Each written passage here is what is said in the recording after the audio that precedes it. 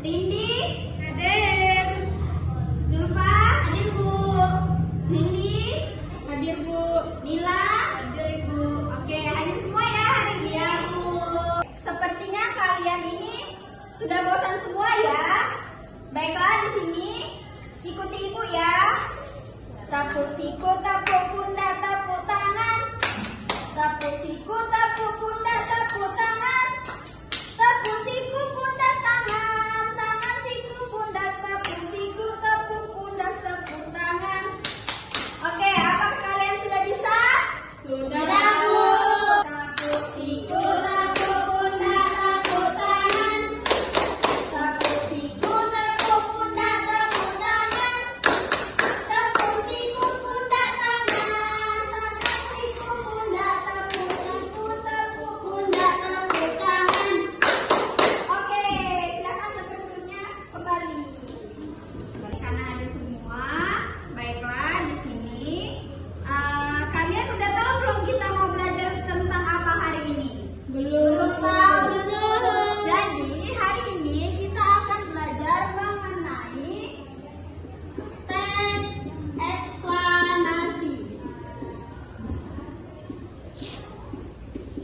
Nah, anak-anak, kalian apa ada yang tahu apa itu teks eksplanasi?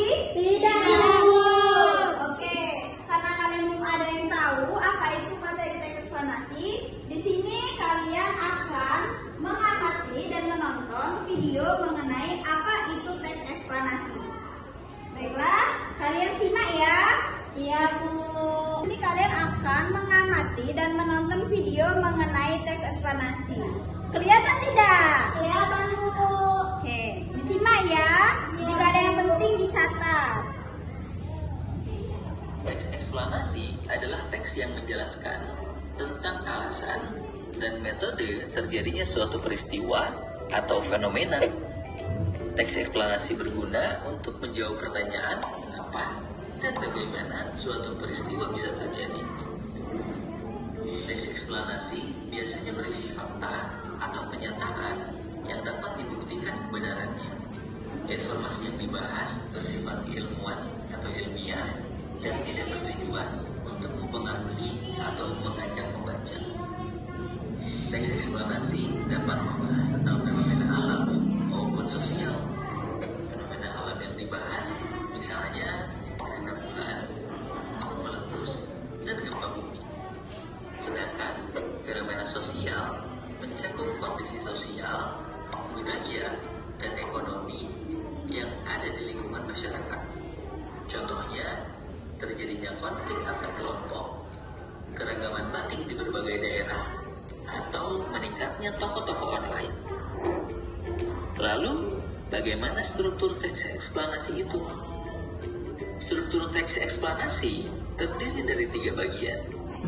Bagian awal berupa pernyataan umum yang berisi definisi, latar belakang, atau keadaan umum dari fenomena yang dibahas. Bagian kedua berupa deretan penjelas. Bagian ini menjelaskan rangkaian peristiwa tentang mengapa dan bagaimana suatu fenomena bisa terjadi. Sedangkan bagian yang terakhir adalah interpretasi. Bagian ini berisi pendapat penulis dan kesimpulan dari fenomena yang dibahas. Oke, tadi kan udah ditonton mengenai video teks eksplanasi. Apakah anak-anak menyimak? Menyimak Bu. Oke, kalau kalian menyimak, apa sih teks eksplanasi itu? Yang tahu angkat tangan. Saya Bu. Iya, Zulfa Uzaima, apa itu teks eksplanasi? Nah, teks eksplanasi ini adalah teks yang menjelaskan tentang fenomena alam Bu, yang mana dalam teks ini bisa menjawab tentang mengapa dan bagaimana fenomena alam itu bisa terjadi. Iya, benar. Di mana teks eksplanasi itu merupakan suatu fenomena alam yang akan terjadi dan mengapa bagaimana fenomena alam itu bisa terjadi. Dan juga teks eksplanasi itu dia akan berhubungan dengan sebab dan akibat.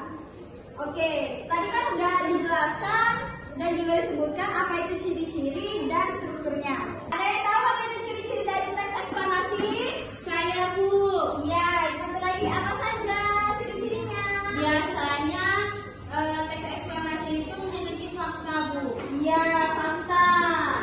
yang fakta?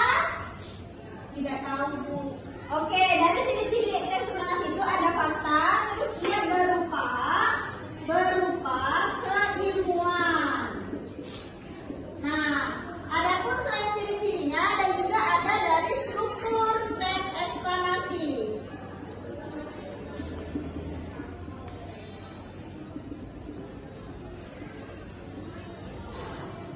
Nah, struktur dari teks eksplanasi ini itu ada 3. Apa saja? Yang pertama itu ada pernyataan. Oke, tadi kan struktur eksplanasinya ada pernyataan umum. Yang kedua itu ada deretan. Deretan apa? Deretan Penjelas, Bu.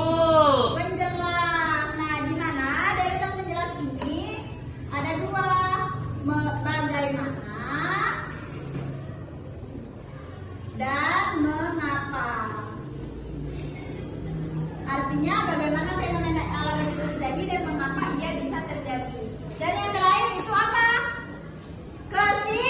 Kesimpulan. Atau penutup. Oke. Nah, jadi teks eksplanasi itu ialah di mana mengenai fenomena alam, ciri-cirinya berupa fakta dan keilmuan. Strukturnya ada 3. Baiklah, di sini apakah kalian udah tahu belum contoh dari teks eksplanasi itu seperti apa? Tidak. Oke, karena kalian belum tahu, jadi Ibu akan menampilkan atau menayangkan video mengenai tentang teks eksplanasi agar kalian bisa menentukan struktur dan ciri-ciri tersebut. Oke, baiklah, kita sekarang akan menonton tentang fenomena mengenai banjir. Hanya dalam hitungan jam, air mulai naik dan meluap. Jalanan berubah menjadi sungai, rumah-rumah terendam. Inilah bencana alam yang paling sering terjadi di Indonesia, yaitu banjir. Apa itu bencana alam banjir? Banjir adalah peristiwa meluapnya air ke daratan akibat curah hujan tinggi, saluran air bersifat atau berkurangnya daerah resapan. Ketika air tidak mampu mengalir dan meresap, ia membentuk dan akhirnya wilayah ketika air tidak mampu mengalir dan meresap, ia membentuk dan akhirnya wilayah di sekitarnya. Fakta banjir yang ada di Indonesia yang jarang diketahui. 1. Indonesia adalah satu negara dengan kasus banjir terbanyak setiap tahun. 2. Daerah yang memiliki kolam lebih mudah mengalami banjir. 3. Sampah rumah tangga merupakan ada besar dari saluran. 4. Banjir tidak hanya menyebabkan konsumsi, tapi juga menyebabkan risiko penyakit pasca banjir. Dampak bencana banjir itu apa aja sih? Banjir menyebabkan kerusakan rumah, kerusakan bangunan, lahan pertanian, kerusakan terganggu, sekolah berhenti, dan banyak barang-barang rusak. Dalam jangka panjang, banjir dapat menyebabkan masyarakat dan lingkungan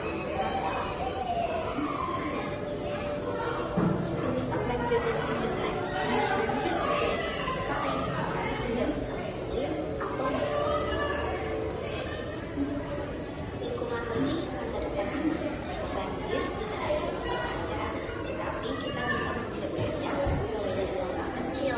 Lingkungan yang bersih adalah perlindungan terbaik bagi masa depan kita bersama. Dengan membuang sampah pada tempatnya, membersihkan selokan, dan menanam pohon, kita bisa membantu mengurangi risiko banjir.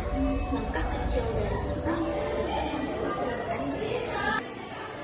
Video tadi yang udah kalian tonton, ada tidak struktur teks eksplanasinya? Ada, Bu. Iya, ada. Pernyataan umum. Pernyataan umum itu ialah kalimat awal dari seperti apa itu bencana alam banjir, pengertian dari banjir. Ini termasuk dari pernyataan umum. Oke. Yang kedua, ada deretan penjelas bagaimana dan mengapa. Tadi ada kan di dalam video? Ada, Bu. Nah, jadi banjir terjadi ketika air hujan tidak bisa mengalir atau meresap ke dalam tanah. Ini termasuk dari deretan penjelas penjelas. Mengapa sih banjir itu bisa terjadi? Karena air hujan tidak bisa mengalir atau meresap ke dalam tanah. Iya, benar. Nah, terus yang terakhir ya ada kesimpulan. Berarti dari video ini di mana struktur teks eksplanasi dan ciri-cirinya itu sudah lengkap ya? Iya, Bu. Oke. Baiklah, di sini Ibu akan memberikan kalian lembar kerja untuk kalian menuliskan teks eksplanasi berdasarkan ciri-ciri struktur teks eksplanasi. Di mana di sini ada gambar ya? Iya, Bu. Oke. Nah, ini gambar hujan. Lalu gambar yang kedua itu ada air meluap. Yang ketiga itu ada banjir dan yang keempat itu selokan dipenuhi oleh sampah. Nah, kalian harus menyusun gambar ini agar menjadi bagaimana terjadinya banjir itu. Dimulai dari mana? Paham? Paham, Bu. Oke. Tugas yang kedua di mana kalian menuliskan teks eksplanasi berdasarkan strukturnya. Yang mana strukturnya ada pernyataan umum, deretan penjelas, dan kesimpulan. Oke, dari lembar kerja ini apa ada yang ingin ditanyakan? Tidak, Bu. Di sini Bu akan membagi menjadi 3 kelompok ya. Iya, Bu. Nila dan Nini kelompok 1, Rindi dan Nurul kelompok 2, Imel dan Asa kelompok 3. Oke.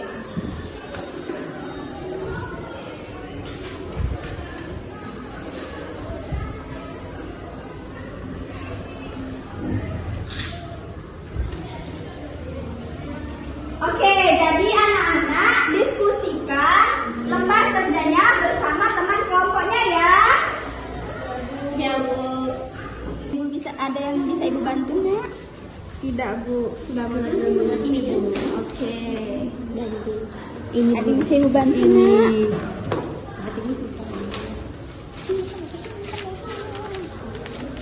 Ada yang kesulitan? Tidak. Oke, jadi kalian bisa mengerjakan dengan kelompok kalian masing-masing ya. Ibu harap kalian bisa mengerjakannya dengan benar. Siapa yang bisa mempresentasikannya ke depan? Dari Saya. kelompok, oke, kepada Saudara Huda. Dari kelompok berapa? 3 ya? Iya, Bu. Oke, silakan. Ini saya akan menyusun dulu terjadinya banjir. Pertama itu adalah membuang sampah sembarangan di selokan. Nah, terus saat membuang sampah itu akan terjadinya hujan. Setelah hujan, dia akan menguap, airnya akan menguap. Setelah menguap, dia akan terjadinya banjir. Nah, di sini pernyataan umumnya adalah banjir adalah suatu fenomena alam yang terjadi terutama saat musim hujan. Nah, terus tuh deretan penjelasannya itu bencana banjir terjadi karena ini Bu, karena kebiasaan membuang sampah ke sungai atau selokan. Ya, Nah, terus tuh ketika hujan turun deras dalam waktu lama, maka volume air meningkat menjadi drastis Ya. atau menjadi menguap airnya. Ya. Nah, terus menguap, maka akan terjadinya banjir yang terus menyerap. Akan terjadi banjir yang mana airnya tidak akan menyerap ke dalam tanah, Bu. Iya, benar. Nah, terus untuk kesimpulannya. oleh karena itu, kita harus menjaga kebersihan lingkungan dengan tidak membuang sampah sembarangan. Itu sangatlah penting bagi masyarakat. Oke, mungkin itu saja, Ibu. Oke, karena Nurul udah berani, baiklah kita beri aplaus dulu untuk Nurul Huda. Oke, tadi kan sudah dipresentasikan oleh Nurul Huda. Oke, apa ada yang bisa menyimpulkan mengenai materi tes eksplanasi? Sepertinya tidak ada ya. Baiklah, di sini Ibu akan menyimpulkan mengenai materi tes eksplanasi, di mana tes eksplanasi itu merupakan suatu fenomena alam di mana harus yang mana ada bagaimana fenomena alam itu terjadi dan mengapa fenomena alam itu terjadi. Nah, tes eksplanasi ini juga mempunyai ciri-ciri. Yang pertama berupa fakta, yang kedua berupa keilmuan. Yang terakhir itu ada struktur tes eksplanasi. Struktur tes eksplanasi itu ada 3. Yang pertama pernyataan umum, yang kedua deretan penjelas, dan yang terakhir itu kesimpulan atau penutup. Oke, anak-anak, dari pelajaran yang kita ajarkan hari ini, apakah kalian sudah paham mengenai materi tes eksplanasi? Sudah, Bu. Oke, karena kalian semua sudah paham mengenai tes eksplanasi, mungkin itu saja materi yang dapat Ibu sampaikan. Nah, karena pelajarannya sudah selesai, kita tutup dulu dengan doa. Kepada Nila, dipersilakan untuk memimpin doanya. Baiklah teman-teman, sebelum kita pulang, kita berdoa terlebih dahulu. Berdoa mulai. Bismillahirrahmanirrahim. Amin. Berdoa selesai. Oke, terima kasih atas perhatiannya. Sampai jumpa pertemuan selanjutnya. Ibu akhiri. Wassalamualaikum warahmatullahi wabarakatuh. Waalaikumsalam warahmatullahi wabarakatuh.